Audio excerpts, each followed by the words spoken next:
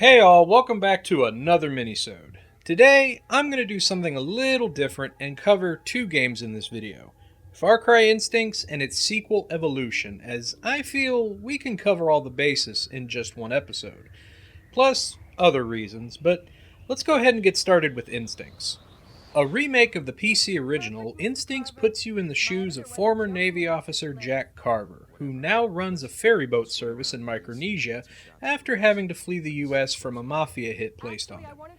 A woman named Valerie Cortez comes to him, offering him a hefty amount of cash in exchange for taking her to a remote island, and of course he accepts.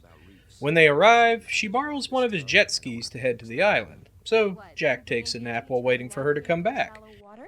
No, it just taught me never to trust a court-appointed lawyer and to always protect my investments. Unfortunately, he wakes up to the wonderful sounds of helicopters who fire on and destroy his boat, forcing him to flee to the island. Now, Jack must find Cortez and figure out the mystery surrounding this island. As someone who didn't get a chance to play the original Far Cry on PC, Instincts is a decent enough substitute, even if the plot is changed around to add new elements of gameplay. Still, the story is captivating enough to keep you invested in unraveling the mystery of the island. Instincts, like its original version, is a first-person shooter where you progress from stage to stage, taking out enemies that get in your way. Even though Instincts isn't as open-ended as the PC version, you still have many tools and weapons at your disposal to get the job done. You have your standard handguns, rifles, shotgun, machine guns, and explosives, but you can also put down traps to take the enemy by surprise, like claymores and spiked branches.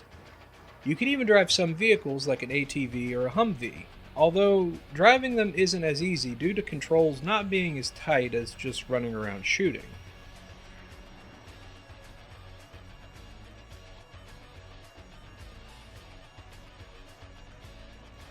Then there's the feral powers. Through the game, Jack acquires mutant abilities that give him enhanced sight, smell, hearing, speed, and strength. Basically, you get night vision, can run faster, do powerful melee attacks, and sense enemies. It's nothing new now, but at the time this was pretty cool in a shooter and does make the game a bit more fun. One other thing to quickly mention is the multiplayer. There are 4 modes to choose from: regular and team deathmatch, capture the flag, and predator mode, which gives some players feral powers and must stop the other players from reaching certain points that can remove their abilities. It's pretty good, but with no live and only split screen and system link as your only options, this probably won't keep your interest for long. Also, just like fellow shooter Time Splitters 2, Instincts has a map maker that allows you to create your own maps and upload them online to play against others. But again, this mode is pretty much useless now. Visually, Instincts is decent for the big green. I mean, as decent as a port of what is considered one of the best looking PC games ever can be on a console. The island's visuals are very vibrant and tropical, littered with old ships and debris from shipwrecks to dark caves and mines and secret military bases. Meanwhile, the character models are okay enough, nothing remarkable for back then. Though I gotta admit, Jack has some really nice hands. In the audio department, the music only really shows up during the big action-filled moments, and when it does, it's your standard Jerry Bruckheimer style fare, which isn't too bad. For voice actors, the cast is also okay enough, but best role goes to Carver himself, portrayed by Stephen Dorff, best known as Deacon Frost in the film Blade. What the hell was in that shot?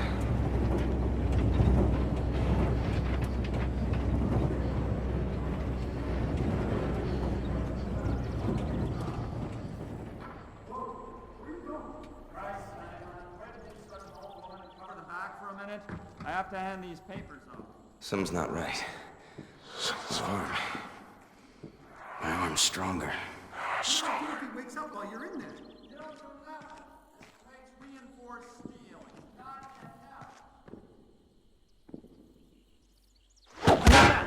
Huh? Cut that out in there, you hear me? I didn't even feel that. Far Cry Instincts is a decent attempt to bring the PC classic to the big green. It may not be a one-for-one remake, but the new powers make up for that, making dashing through the island and tearing up enemies that more satisfying. 1 year later, Instinct's sequel Evolution was released.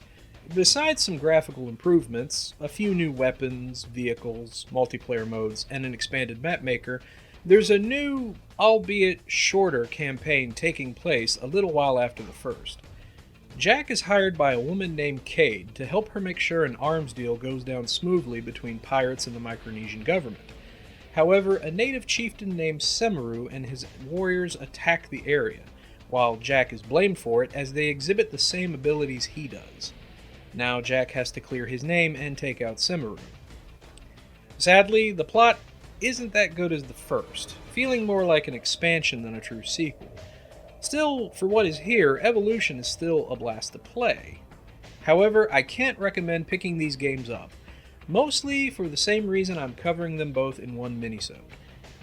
The same day that Evolution was released, Far Cry Instinct's Predator was released for Xbox 360 and is both games combined in one, with even better visuals as well as the map maker and the possibility of people still playing it online. Back then, it made sense to release the two on the same day as not everyone was able to upgrade to the new console just yet. But today, picking up Predator is definitely the better choice.